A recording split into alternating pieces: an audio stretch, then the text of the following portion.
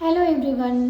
யூடியூப்பில் க்ரே ஹேரை பிளாக் ஹேரை மாற்றுறதுக்கு அவரிப்பொடி யூஸ் பண்ணலாம் அப்படின்னு சொல்லி நான் நிறைய வீடியோஸ் பார்த்தேன்.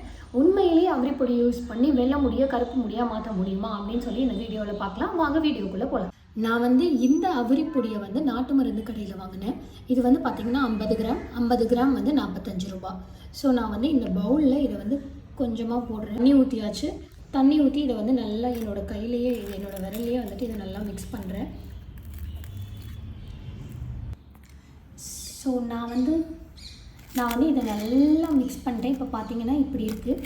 இதை நம்ம ஹேர்க்கு அப்ளை பண்ணி பார்க்கலாம். ஸோ நான் என்னோடய ஹோல் முடிக்கு அப்ளை பண்ண போகிறதில்ல. இங்கே பார்த்தீங்கன்னா இங்கே கொஞ்சம் வெள்ளை முடி ஒரு 4 முடி எனக்கு இந்த இடத்துல ஒயிட்டாக இருக்கும்.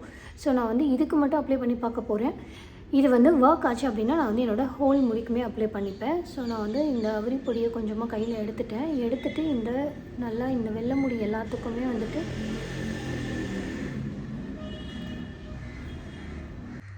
ஸோ நான் இந்தளவு அப்ளை பண்ணிட்டேன்.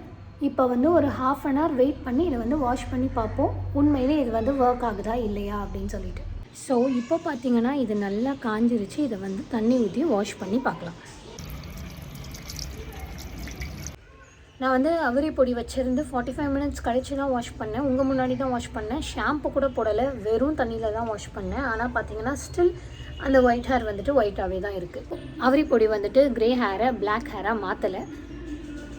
நான் ஆனால் நிறைய யூடியூப் வீடியோ பார்த்தேன். இது 100% ஒர்க் ஆகுதுன்னு. ஆனால் இது ஒர்க் ஆகலை.